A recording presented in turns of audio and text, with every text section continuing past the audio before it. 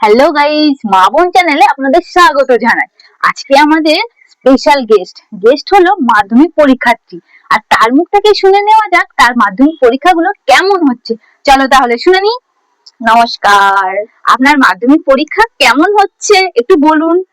কি আর বলবো, যা পরীক্ষা হচ্ছে, কি সব প্রশ্ন এসছে, সারা বইতে তার খুঁজে পাওয়া যায় না। বাথরুমে গিয়ে বই খুঁজছি, তা কোথাও খুঁজে পাইনি। গুগলে সার্চ মারছি, বলছে নো রেজাল্ট ফাউন্ড। এ কি মানা যায়? এরকম কোশ্চেন কি কেউ করে? চিরকাল জল খেতে খেতে কি প্রশ্নপত্র বানিয়েছিল?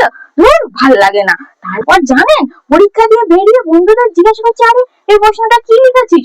বলছে এই প্রশ্নটা না একটু ঘুরিয়েছিল। আরে বাবা, আমরা কি পরীক্ষা দিতে এসেছি না গুগলে রাউন্ড খেলতে এসেছি যে ঘুরিয়ে প্রশ্ন করেছে?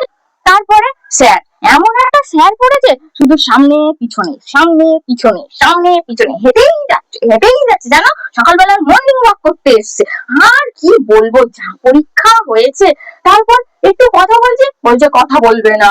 তারপর কি করছি, মুখ বন্ধ করে লিখছি, তাও বলছে দেখে দেখে লিখবে না।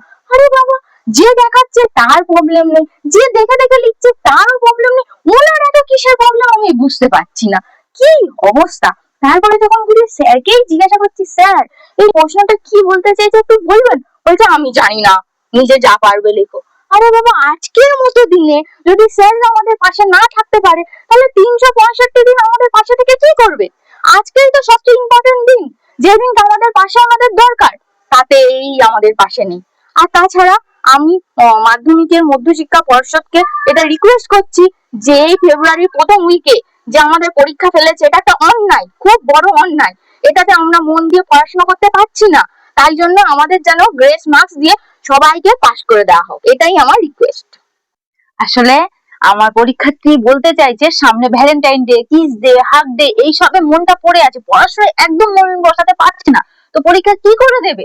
সেই জন্য ওর যে রিকোয়েস্টটা করছে সেটা যেন আমাদের শিক্ষা মঞ্চ সেটাকে শোনে আর সেটা গুরুত্ব দেয়। তো আজকে এখানেই, টাটা বন্ধুরা।